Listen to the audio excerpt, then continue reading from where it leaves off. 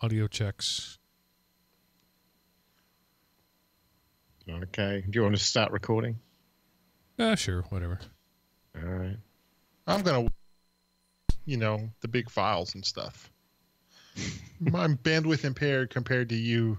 Well, they're not City nearly folk. as big as they used to be.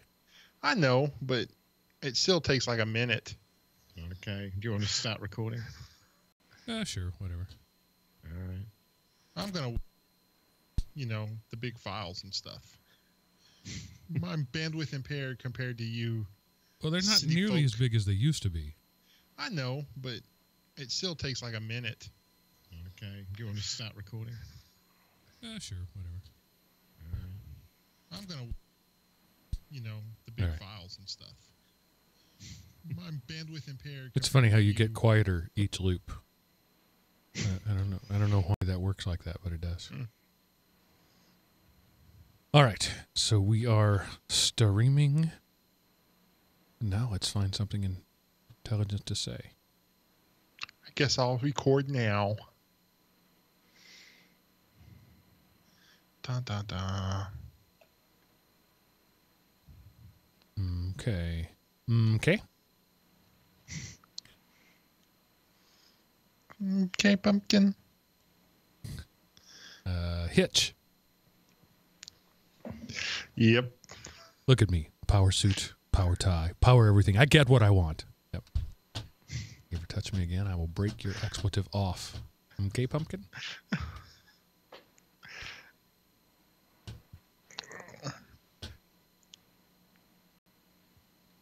Dang it, Chrome, stop. Stop. Just stop. So I have it set where when I unmaximize a window, it's the size, the aspect ratio I want. And Right. then Chrome just says, I know better than you. When you unmaximize, it'll still be the same size. It'll be exactly the same size, just not maximized anymore. And it does that periodically. Stupid free thing. I don't think there's a browser you can pay for anymore, is there? No. And because of that, they have no interest in customer service or caring about what people want. Right. I have those foam ear tips in my in-ears, and they're just slightly too big. And so they keep squeezing back out, and I lose all the bass, and then I have to push them back in, and then they squeeze back out again. First world problem. Duct tape. All right. I think we've got the notes up. The show's going. We're recording. I guess we're ready to go. It's only 7:33. It just feels weird to be starting only 3 minutes late. Yeah. Okay, so have y'all read the articles? Just curious. Oh, of course not. Okay. I mean, because I... And we just lost that. At least we haven't started. Hey, is that... No, it's nothing to do with the 7:30 internet drop phenomenon that we're so used to. That hadn't happened in a while. No. Did you ever play with in-ears, Miles, or was it before that when you... I was always regular headphones. I've been lucky enough to spend most of my life living inside, not having to deal with the outside stuff other than playing shows and stuff. But in recording, it's always been in the studio. So I love artificial life. You back, Seth? Yes. Right. Hey. I don't know what it is, but my computer just at random times decides I'm going to lose the Wi-Fi connection, and it loses it. And I have to disable and then re-enable the Wi-Fi card because even though it sees the network, I can't rejoin it. So Change your channel. Try a different channel. I could go in and do that, but I'm like the only person here, so it shouldn't be channel hopping. It's the card. True.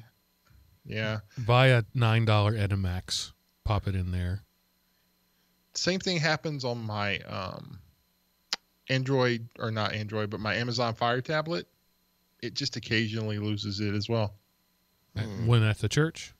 No, at home. Okay. But I have this is like a Netgear, one of those looks like this model kind of thing. So Can you tilt your camera up just a little? We're cutting the top of your head off. There you go. You can actually come back down a little now if you want. Yeah. But it's fine there. Make me look at the camera. There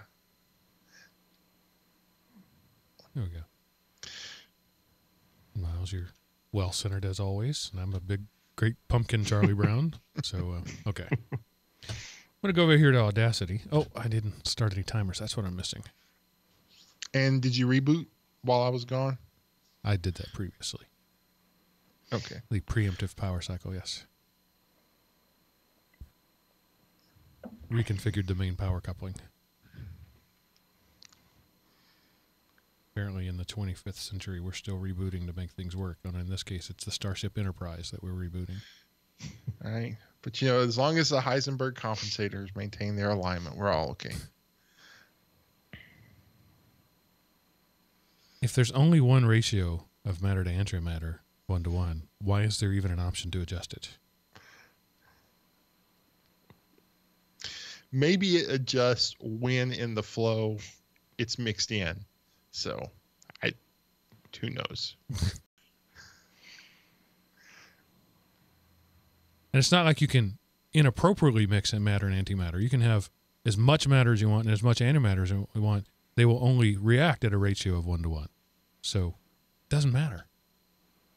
Well, see, maybe that's it. Maybe because the antimatter only reacts with the matter.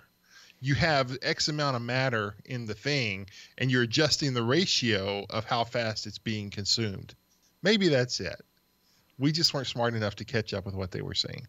You guys are blowing my mind. That's one of those things. Hey, guys, we'll just say it like this, and those geeks out there will blow their minds trying to figure out some way to make it legitimate. But one of my roommates in college, Seth, you will know the name Tommy. He bought a book in the 92, 93, somewhere around there. It was the Star Trek Next Generation Technical Manual. And it was all the nerds who worked on the show, the consultants. They sat down and thought about this stuff, and they tried to make the science as plausible as possible. Obviously the Heisenberg compensators were, they just worked very well, thank you. But they had these kind of questions because they're nerds, and they sat around having these kind of discussions. Okay, you just went full screen. How do I make you not be full screen? Stop it. Okay. But anyway, it was this big, coffee table book. It was probably 900 pages of explanations of stuff like that, how they had sat around and tried to make these things plausible as much as possible. Yeah. The whole reason I ended up going to East Texas State, I don't know if I ever told y'all, because at college and career day, the ETSU recruiters said they had a Star Trek fan club there. And that's why you chose your college. And I never could find it. The whole reason I chose. Yep, that's why I went to ETSU. It just goes to show you, recruiters will say anything. Yep. And maybe, who knows, maybe there was the year before. But when I got hilarious. there, I couldn't find it. I went because it's as far as my truck would drive. I couldn't drive to the other places, and I didn't have any other way to get there. So that's where I chose there. Anyway, all right. Here we go.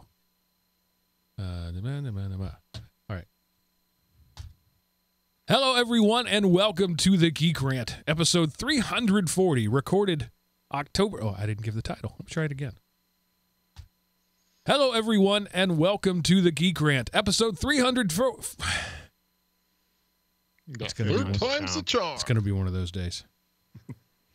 Hello, everyone, and welcome to the GeekRant, episode 340. Well, that escalated quickly. Recorded October 14th, 2018, and brought to you by Element OP Productions, elementop.com. It's going to be released on the 17th. It's recorded on the 14th. Welcome back, ladies and gentlemen, to Drive Time Radio for Geeks. I'm your host, Mark, sometimes known as the Sultan of the Soapbox Cockerel. And joining me this week, as always, are your two stalwart co-hosts, Seth, the Gooey Kid Anderson, and Miles, the Oxygenaire Wakeham. Hello, gentlemen. Hey, Mark, and welcome to the fine opiites out there. We're glad you're opiing with us this week. And welcome to the Geeks. If you can't tell, it's pretty obvious already. I'm not at my best tonight, so it'll be interesting to see how that happens. I'm pretty tired. Just been a lot going on, but I did have some of the best news I've heard in a long time, and that is that the ridiculously bad Netflix show Iron Fist has been canceled. The immortal Iron Fist isn't so immortal after all. The first season was a chore to watch. It was like doing homework to watch that show. The second season is much better, which means it only sucks. I haven't finished it. I'm only 3 or 4 episodes in. And now I know that there won't be a third season. I might not even bother to finish the second season. Just a mediocre character at best. Let's be honest. The Iron Fist is not one of Marvel's great characters.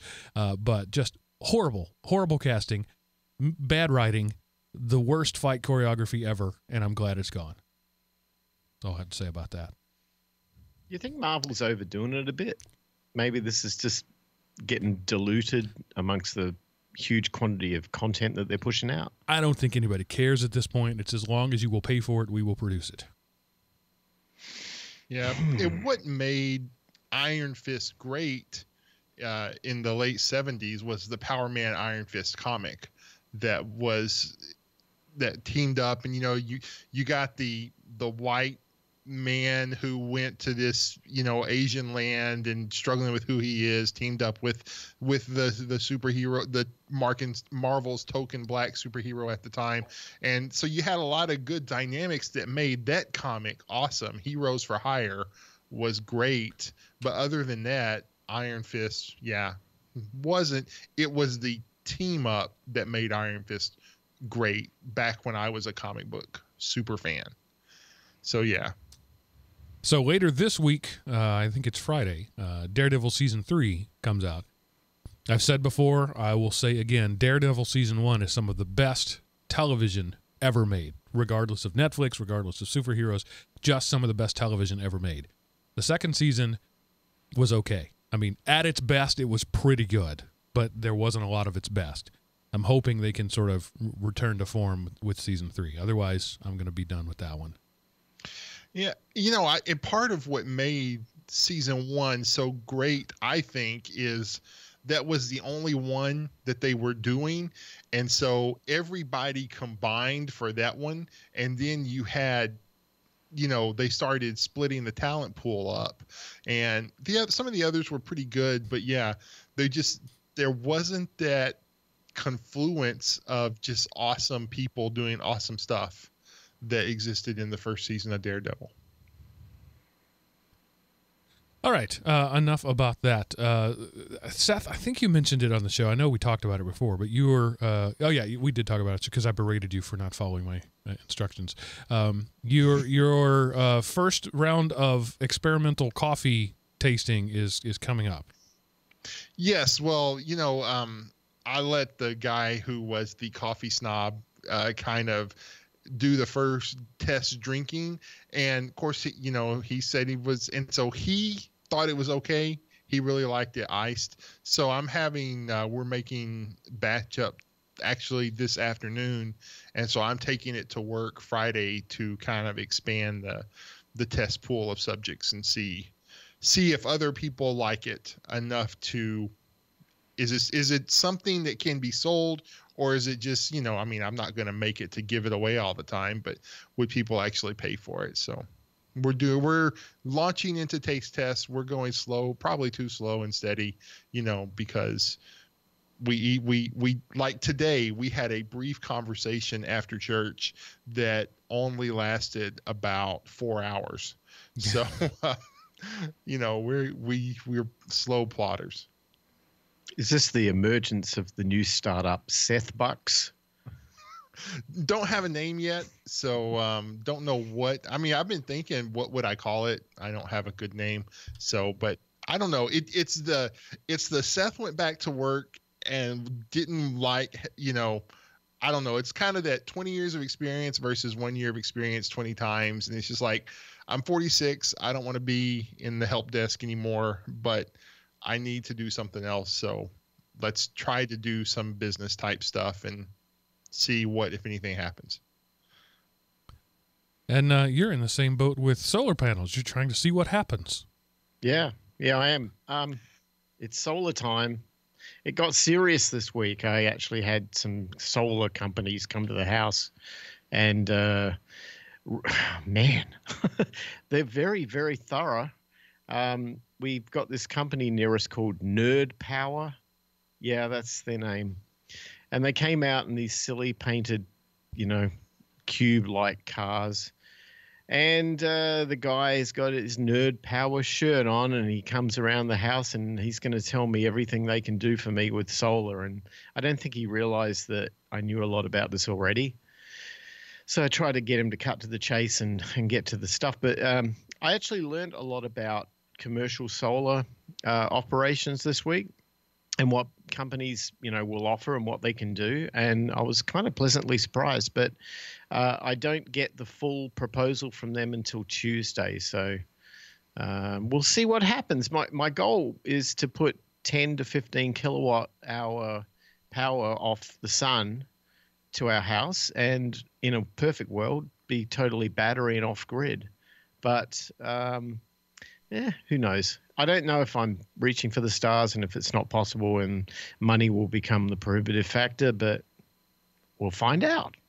I mean, anything that provides a return on your investment, if you can just run your HVAC off of it, that's a bonus. You don't have to run your whole house to see a benefit of it.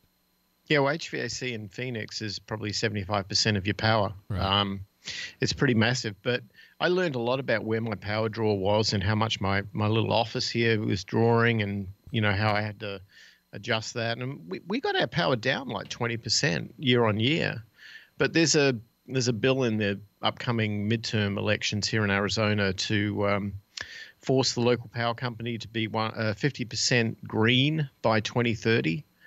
And it scares me what they're going to do to our power bill. So I'm trying to get a bit of a jump start on trying to get off the grid if I can possibly do it. It'll be interesting to see what happens. The whole concept of the electrical grid is relatively new in history. Everybody generated their own power, whatever, for a long, long time. It wasn't always electrical power, right? But whatever your power source was, you generated it yourself for eons. We all seem to think we're tied to this grid, but we really don't have to be. No. Do y'all get a lot of wind there, 2 miles where you live in Phoenix? Not really, no. We're fairly quiet with that. But sun, we got a lot of sun. And I have enough roof capacity, I think, to be able to generate that sort of power without, re-roofing with the Tesla, solar panel, solar shingle thing, which is ridiculously overpriced. So I don't know. We'll see how it plays out. I'll keep you guys in the loop as this sort of thing as I start seeing these shocking price quotes I'm expecting this week. I've decided it's time to put a new roof on this house. We when we bought it, we knew the roof was 20 plus years old, and it was time to do it. So I got my finances in order, and I'm finally ready. And when I'm ready, it happens to be the week after a Category 4 hurricane hit Florida. So turns out I'm having a hard time finding roofers, and the ones I do want to charge me my third child for it. And so it's like, fine, I'll wait till January. You'll be pretty hungry and ready to deal by then. That's what I would do. Yep. All right, and then one other thing I just wanted to mention. This is an interesting thing to me. I went to 2 concerts recently, professional grade concerts, something I haven't done in quite a while, 20 years, 15 years or so. I used to go to concerts fairly regularly. And I just went Saturday night. I saw a band, 2 bands, one called Unspoken and one called Plum. If you're in the Christian community, you'll recognize those names. Otherwise, you won't. But that's not the point. The point is, I realized at this show that in the intervening decade and a half to 2 decades since I was regularly going to shows, the concept of live performance has changed pretty dramatically. Today, live means anything that artist recorded at any point in the past can be called up immediately as part of the, quote, live show. Background vocals came out of nowhere. Whole instruments that didn't exist on stage came out of nowhere. They were toggled by the sound guy at the back. It was a multimedia experience. There were screens, and this was a small venue. It was a local church. It wasn't a big arena rock tour, but they had a screen behind. So it's a multimedia thing, and the artist is singing on stage while basically the music video is playing behind her, and so she's lip syncing with herself. Essentially, is how that works. And it just struck me that. I hate to use phrases like back in the day, but it used to be that when a musician stepped on stage, what you saw was what they had the ability to do on stage. If they couldn't do it, they couldn't do it. And that's why bands, like, for example, anybody who ever heard Def Leppard live was disappointed because their live show sounded significantly different from the record because what they did on the record could not be done live. That's no longer the case today. Today, you could call up, actually, that live recording or that record recording and play it with yourself live, and it counts as a live show. That seems a little weird to me, that when this guy steps up to the mic and starts singing with himself, that didn't happen. And as an old guy, and maybe this goes back to the last week, the grumpy old man, to me, I felt cheated. It's like, I don't want to know what your tech guys in the back can do. I want to know what you can do. I want to see your skill as a performer, not your skill as a producer of putting together a package that you perform along with. But people don't want performances. They want entertainment. And so I wonder, were the artists even singing, or were they lip syncing? I think for most of it they were, but there were some of it they absolutely were not singing. Like, you would hear the vocals and the guy would run to the mic and he'd miss the first few words. But a background singer, I never saw the lead guy do that. But yeah, absolutely, there were tracks going on that they were pretending to sing. Miles, well, a lot of this is because of the economic shift. I mean, the artists can't make any money in the recording studio releasing and publishing recordings anymore because they're just diluted on the internet, and they don't make any money off Spotify, and they don't make any money off distribution anymore. There's no Tower Records stores, so that whole market's disappeared. Their entire income comes from their live performances, so they shift all of their resources towards what they can do to make their live performances compelling. Whatever that means, technologically, shock value, whatever they can do to make the live performance the thing, because that's where they can make their money. So it's almost as if the technology that they were used to using in the studio has now become the technology that they're used to using in a live mixing board. And I guess I'm not mad at it. I get what you're saying, Seth. It is about the performance, and that you can give the best performance by bringing in previous performances. But at the same time, it's not what I went to see. It's my children and their children. It will be what they go to see. So it's that transition. I'm in transition from the way I understood things. A concert was a raw experience. You went to a bar and you saw your favorite guy and you realized he was human.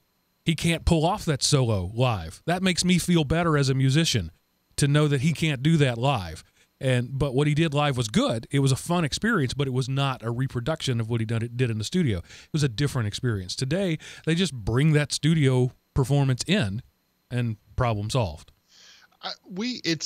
It's a byproduct, and nobody would ever say this, but it's a byproduct of experiencing life through not even a computer monitor, but experiencing life through a pocket television. And so that's how you listen. That's how you view. That's how you interact with your friends. I mean, let's all sit around the dinner table and text each other and update everybody's Facebook and Instagram rather than put the thing down and talk. And so I don't want to see what's real. I've never experienced what's real, and I don't want to start now. So if I go there in person, I want you to give me the exact same thing I get if I'm looking at this overpriced hunk of rock in my pocket. So, I mean, part of it is genre bending, right? So in pop, Britney Spears has lip synced forever, and Justin Bieber has lip synced forever, and everybody expects that. It's part of the show. It's going to happen. But rock has always been the bastion of doing it the hard way. And I guess as a rock aficionado and an old guy, I'm a little bummed that rock has bowed to the let's just overdub stuff. Yeah, but it's generational. I mean, we probably consider the genesis of rock. I mean, I'm not talking about the Beatles and Elvis, and I'm thinking the 70s, Led Zeppelin, Sabbath, that sort of thing. That's kind of the genesis of that rock genre. And then it was, turned in the 80s and glammed up a bit, and then the 90s it was grunged up a bit, and then it got really over compressed and pushed out through bands and so on. And since then, it's really been competing against other genres for attention. I mean, it can't win against hip hop and rap. It just hasn't. And what's left is a kind of a limited version of what it was supposed to be. And yeah, you're right. It's studioed out. Yeah. I mean, I'm not a fan of music the way it's gone myself, but I'm lucky enough to, I went and saw Joe Bonamassa a few months ago, and the guy was incredible. And he did it with 2 Fender Tweed amps and a number of guitars and a band that was some of the best musicians in the world. And there was nothing that was special effect. It was purely him, and it was incredible. They're still out there, and we have to support these guys. If you can see those sorts of artists, support them. I went and bought a T-shirt that I can't wear and wouldn't wear if I could, but just to support the guy, because I know the merch is where they make their money. Yeah. Like the first, I'm a bass player, and this was supposed to be a 2-minute conversation. We're going way long, but that's the instrument I pay attention to, and I intentionally put myself second row, stage left, stage right, because I knew that's where the bass player. I mean, when we walked in the room, that's where the bass player was. It was general seating, so I didn't have to pick ahead of time, and so we sat there. And the first guy came out clearly using an octaver. So everything he played was bent down at least an octave. He was playing pitches that can't be played. And that really doesn't bother me. That's a pedal effect. At least I was hearing his performance. Second guy comes out and goes to a bass synth. He's got a bass guitar behind him, but it's behind him. It's not strapped to him. He walks up to a synthesizer and starts playing the bass line. Again, octaves lower than you could actually play with all kinds of effects. And that still counts as the bass line.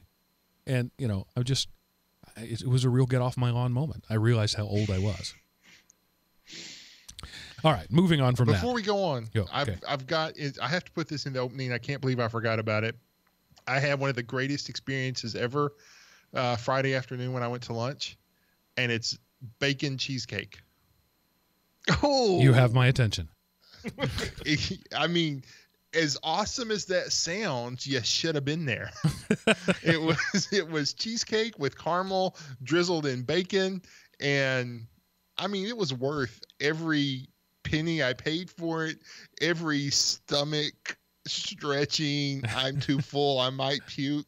I made myself finish it because it was cheesecake and it was bacon, and it was a restaurant I had to myself because what normal person goes to lunch at 2:30, and it was all I could have hoped it would be and more.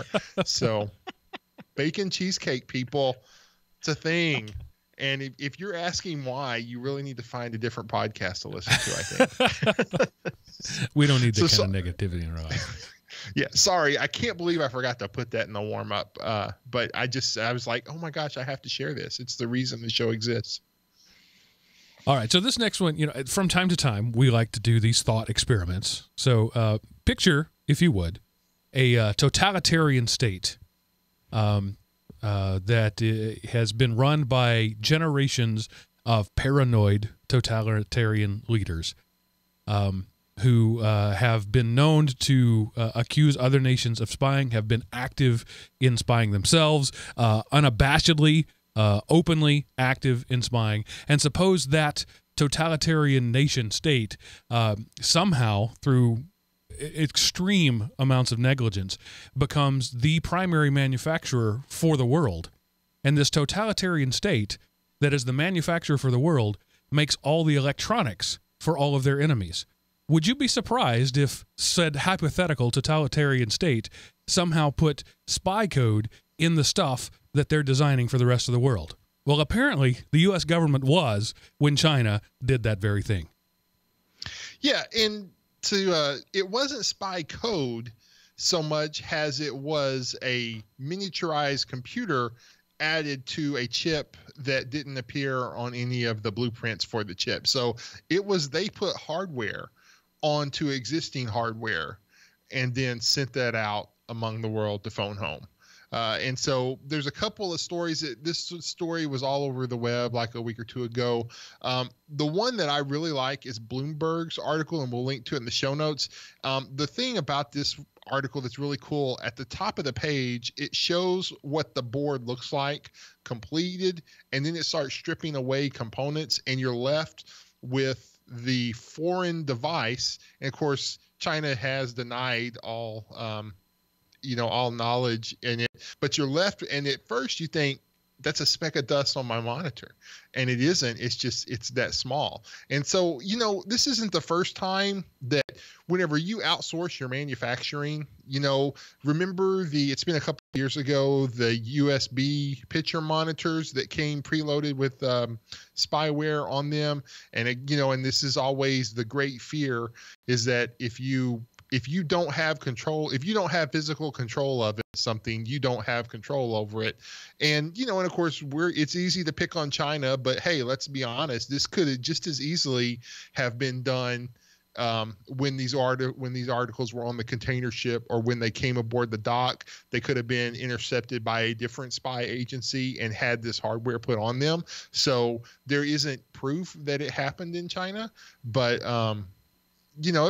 it was an interesting article. And we talk all the time about security and being tinfoil hat, tinfoil visor, and you can do everything right.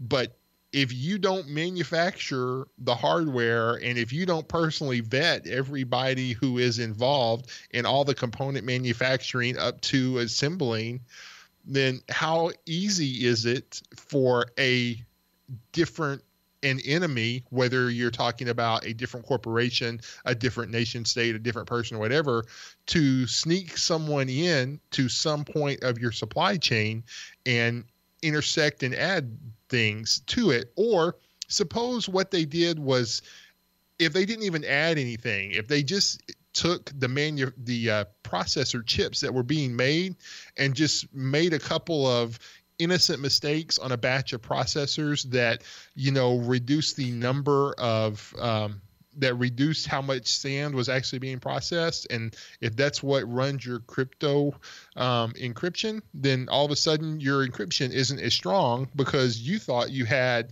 an i58 running at 78 petawatts, but instead you have an i7 running at 2 gigahertz. But because all of the rest of all the silicon on it was kind of cut off because of poor manufacturing, but it wasn't poor, it was a targeted attack. And so if you don't control the hardware, do you control your device? And all your base belong to us.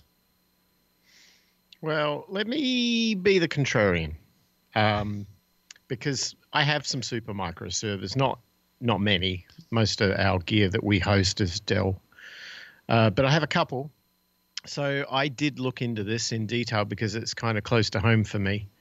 The first thing is, the Bloomberg article quotes anonymous sources who are yet to actually disclose who they are. And immediately the red flag's up. This could be fake news. Now, having said that, I had to deep dive this in the last week or so, because we have clients that are requiring us for HIPAA compliance, or for Sarbanes or PCI or MilSpec or whatever other regulations that we have to conform to. I had to get on top of this because I have to answer to them in the boardrooms. If they get freaked out that we're hosting their assets and they hear this story on the news, I've got to be able to answer to it. So what do I do as a data center DevOps kind of guy? My immediate place to go to find out what exactly is going on is Bruce Schneier. Now, if you guys know Bruce Schneier, he's a legend in the security world. And I went straight to the response that was coming from the InfoSec community on this. And the first thing I'm hearing is Apple and Amazon, like with AWS, are denying that this problem even ever exists, that it's a whole lot of BS.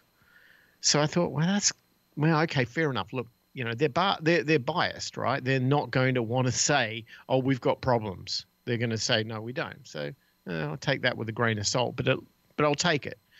So I went out to Schneier's blog. He's looking at going, well, yeah, supply chain infiltration is plausible, but I see no evidence that it actually happened here. Nobody has physically shown evidence that this happened. This is a story from anonymous sources with no credible backing. There's no InfoSec people who have been able to obtain the hardware and reverse engineer it and break down the pieces of it. It's a story on the news to sell newspapers. I'm looking at, they're saying it's not real. And this is coming from the independent InfoSec community. I then looked up people like Krebs, like Brian Krebs, there's Krebs on Security blog. He's basically parroting the same story. It's an interesting story. Yes, supply chain hacking is a plausible situation. We have seen small amounts of evidence with this before. Huawei, whatever the phone, thank you, the phone guys, they were caught, doing this sort of thing.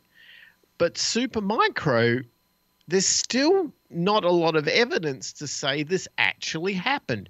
In fact, what really happened was the Supermicro stock price went down, down, down, enabling those who could see its bottoming to come in like vultures and buy it up and make bazillions of dollars of money on it. And you got to wonder whether or not this is manipulated story. So I'm not calling BS on the story. I'm just saying I have no credible evidence yet to validate it other than what is being read on the internet, and I don't believe what I read on the internet. Seth, you looked like you were going to say something. No, I was waiting for you to give your spill. I think it's entirely plausible, and that's why people are freaked out about it. Miles, you're correct. There is no substantive evidence at this point. That sort of evidence would be very difficult to come by. And so we're kind of in a situation where we have to prove a negative. So somebody's got to find one of these alleged motherboards, find the chip on it that they can't recognize, reverse engineer that chip, find the logic in the chip, and verify that it's up to something nefarious before this is real. So that's the kind of thing that could happen. It could take a long time to happen if it ever happens. But at the same time, it's the plausibility of it that makes people concerned, because these things are so complicated, even to the designers of it, the people who handed the specs off to the manufacturers who are making them. This could be a mistake made somewhere in the design process. This could be a mistake somewhere made in the manufacturing process. This could be intentional subterfuge. It's the fact that you read the story and you think, oh, that makes sense. That's what scares people. It's not far-fetched. It's not outlandish. And, as I introduced it, we are dealing with a nation state that has proven to be difficult and contrary and paranoid for generations, not just recent, for generations of its leadership. And so it seems totally plausible. So then the question you have to ask is, so what are you going to do about it? Maybe this is if it is manufactured, the goal could be to swoop in and make money. But I think let's just lost the hangout. Are you guys still with me? Yep. I'm still here. All right. I can hear you. Okay. I can't see you, but I can hear you. We'll try to get the hangout back. So let me make a marker to know to edit that part out. So the fact that it is so plausible is what is so frightening about it. But let's assume it is. Let's just assume it's real. What's the solution? Well, the solution is make your own stuff. Or is it? Because can you even is there a point at which you could trust somebody enough to make their own stuff? And I mean, the system is so complicated it can't be policed, I guess is my point. Well, okay, so here's this sort of, it's a very interesting situation because this applies to a lot of things we've spoken about on past shows. Will tariffs against China have any effect other than prodding the bear? And now all of a sudden we're being demonstrated how dangerous that might be. I mean, if the fact is that if we create a hostile economic relationship with a trading partner that has this level of control, would this not be a great way of actually sending a scary message to the US administration and the US citizenry to say, maybe you don't want to mess around with us guys, because look what we could do to your super microcomputers, let alone your phones, let alone your IoT devices, let alone your routers and so on. And at some point, they got us. Are we all willing to pay 4 to 5 times as much for our technology and kick all their stuff out and retrofit in the American-made ones because we feel safer? I don't think so. And would doing so even make us safer? It would be a little bit of, I think, security theater, to use a Bruce Schneier-ism. It's even if we moved it all in-house, there's no way to keep bad actors out of it. The only way the way to vet this is at the network level. You watch what the network is doing, and you look for because what good does it do to edit your data to have this chip on there if you can't exfiltrate it in some way? So you watch your data, and I assume there are people doing that very closely right now, and we'll hear about it either on the positive or on the negative at some point. But the whole thing just illustrates how helpless we are. We are at the whims of several people down the line: the designers, the manufacturers, the shippers, the assemblers. And there's not a lot we can do. Even if we moved it in house and did everything American, we just could have American people doing this instead of Chinese people doing it. It exposes a weakness in the Western ideology, in the Western methodology, and that is trust.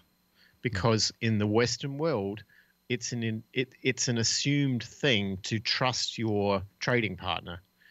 It's not an assumed thing to do that if you're living in Russia. Mm-hmm. It's not an assumed thing to do that if you're living in China.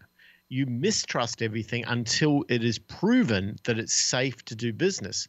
We don't do that. We're an open arms trading economy, and we welcome all comers, and we trust everybody until they treat us badly.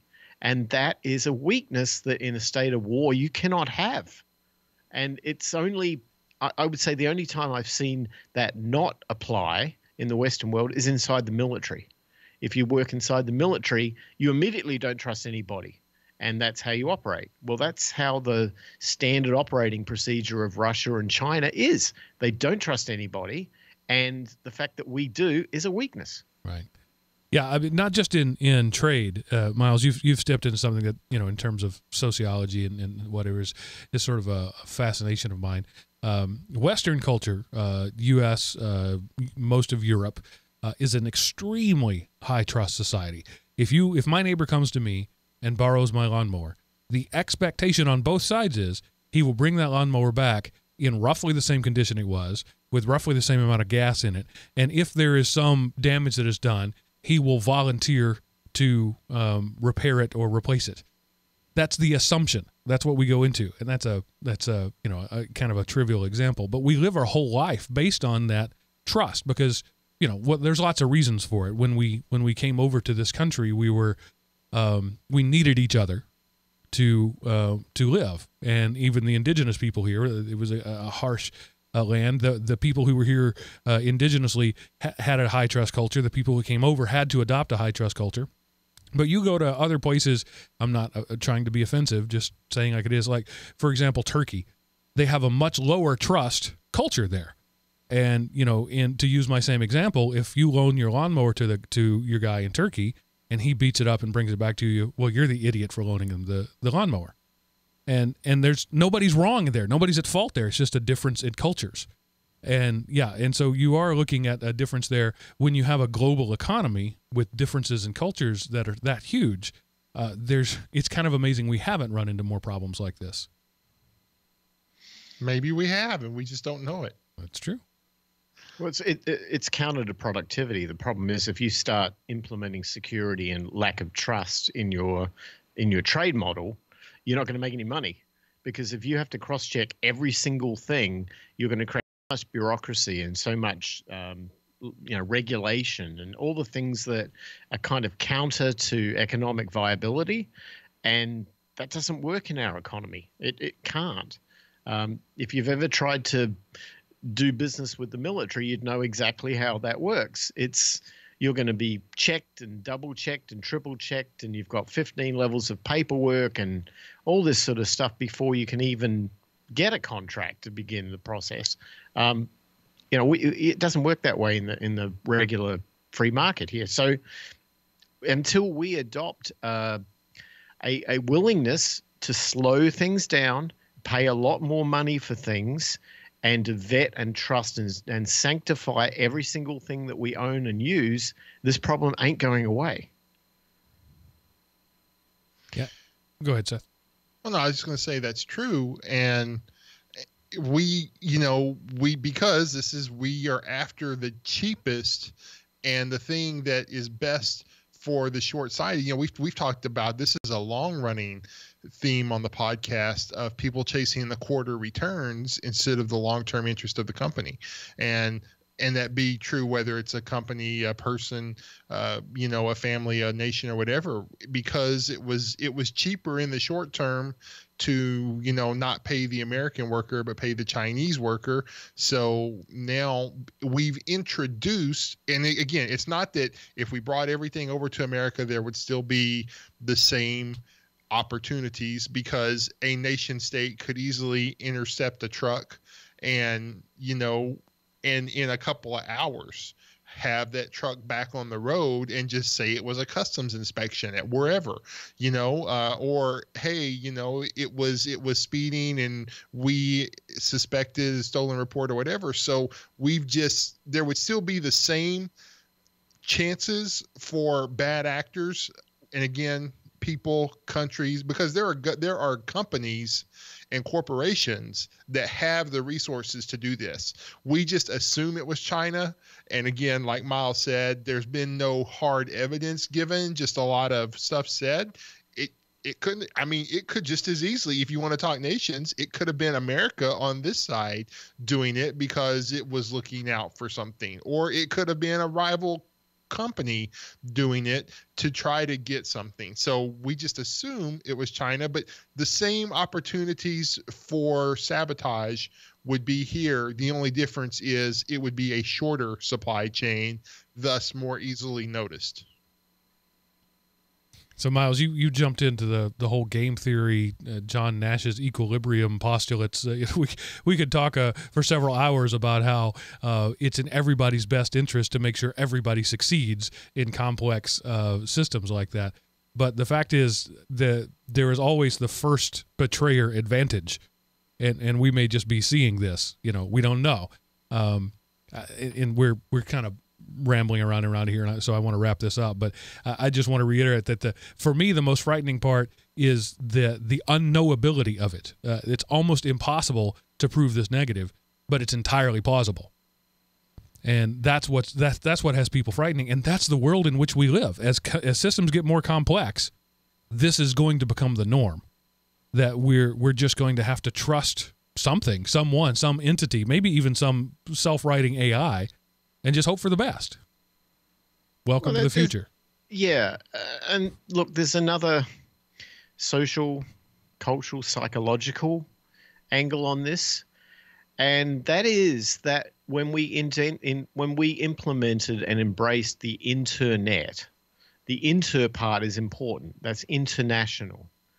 And the percentage of people in the United States that have never got a passport, have never left this country, half of them never left their hometown, and yet they are willing to stand on high and say, I can be the manager of procurement for XYZ Corporation, and they're dealing with other countries, other cultures, other methodologies, other beliefs, other ideologies, and they have no idea about it, is the reason why this will fail. Case in point, the Iraq War, we went in there on the second round going in, in 2003 or whatever it was, and we destroyed Saddam Hussein and yay us. And then we inherited a smoking mess because hardly anybody over there in the leadership knew what a Sunni or a Shiite was. They didn't know the geography. They didn't know the ideology. They didn't know the culture. And it cost us big time. And nobody looks at that war and says that was a successful endeavor. It wasn't. It was poorly planned, poorly established. And this is exactly the same thing when you do business with another country. You've got to understand the ideology. It takes a long time to do that. And it's not going to come from somebody who just graduated with an MBA out of XYZ University who's never left their hometown except to go to college. I have a huge problem with this lack of international awareness.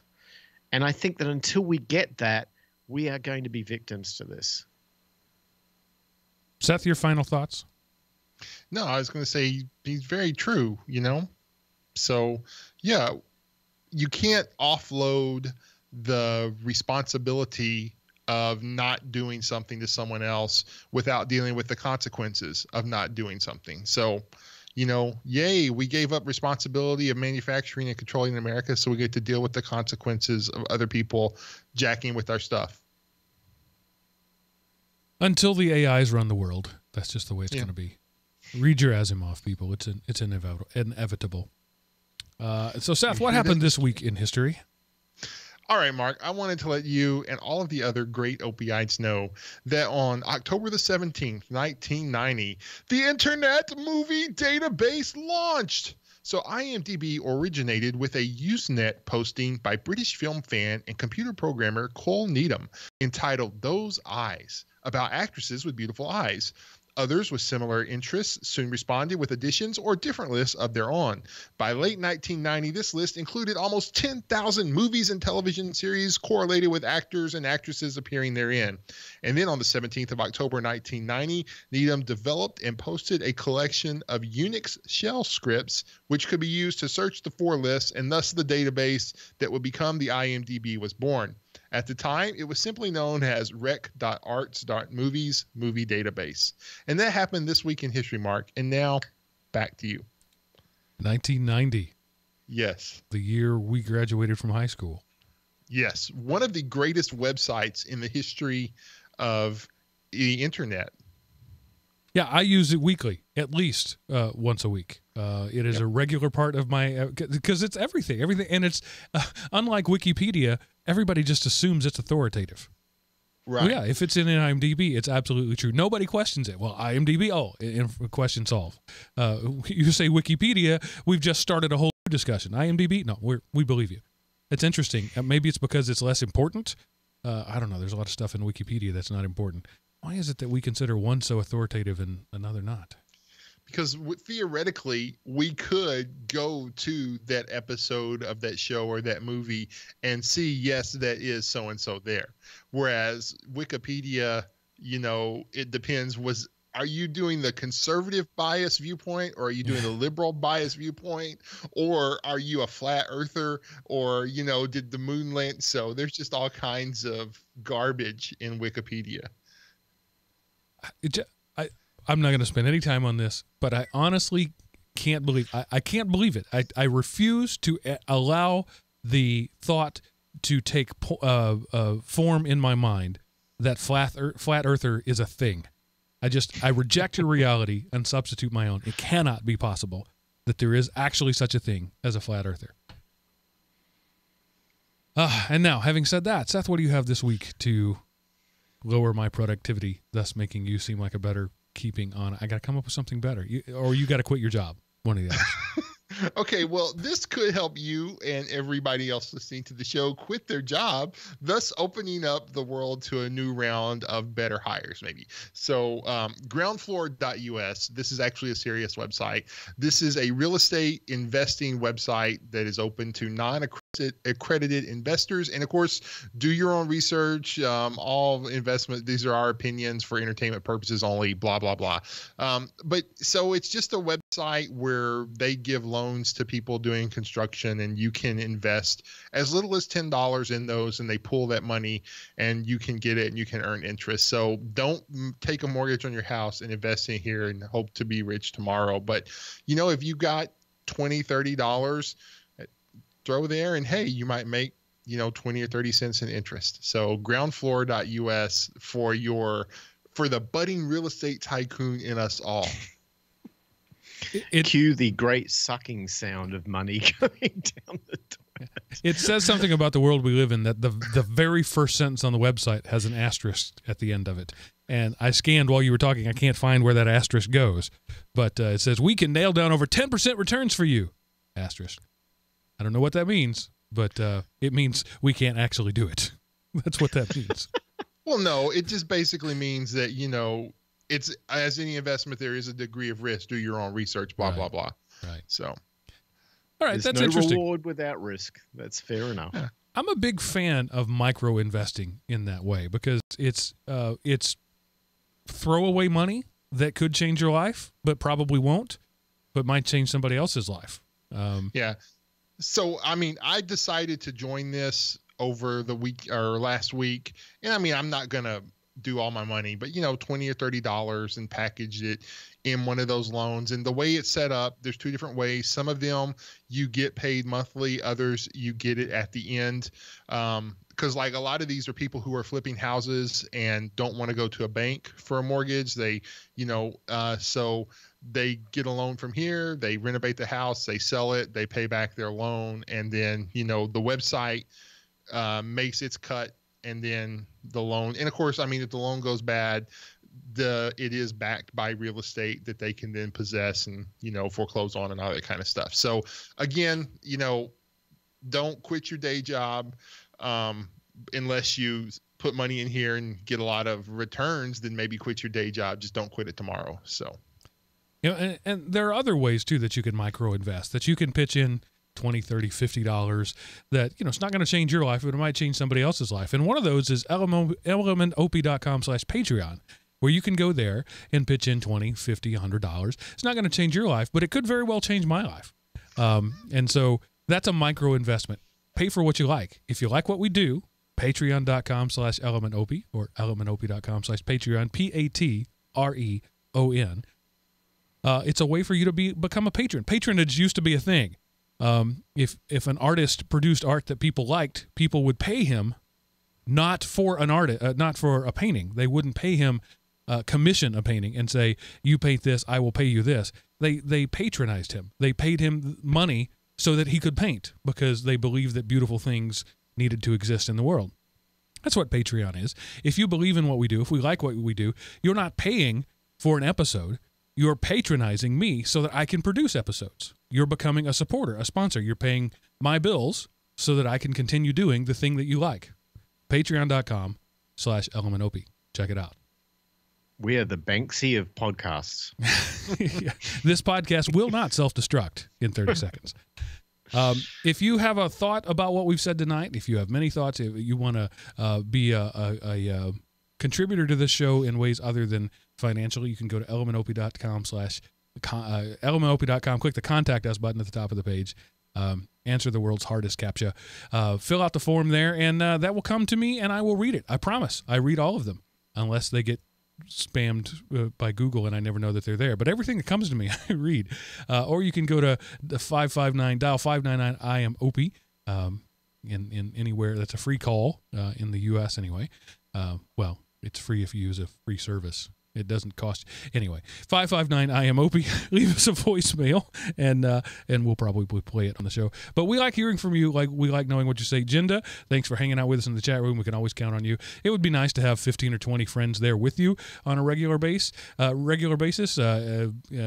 Contributing to the show, we record every Sunday night around 7:30 p.m. Eastern Time. You can go to elementop.com/live to watch that. Join the chat room, which is at irc.freenode.net, I think it is, it's the #elementop channel, or just go to elementop.com live and you'll see it right there. But anyway, we appreciate you hanging out with us. Miles, Seth, as always, thank you for being the excellent co-host that you are. And you, the listener, thank you for being the excellent listener that we are. That's it for this episode. We'll see you next week. And remember, pay for what you like. Toodaloo. All right. Got it. I guess there's nothing left to do but say goodbye, you two people. Thanks for hanging out with us, Jinda, and the 3 others of you that will watch this later in the week. It's been nice talking at you. See you later.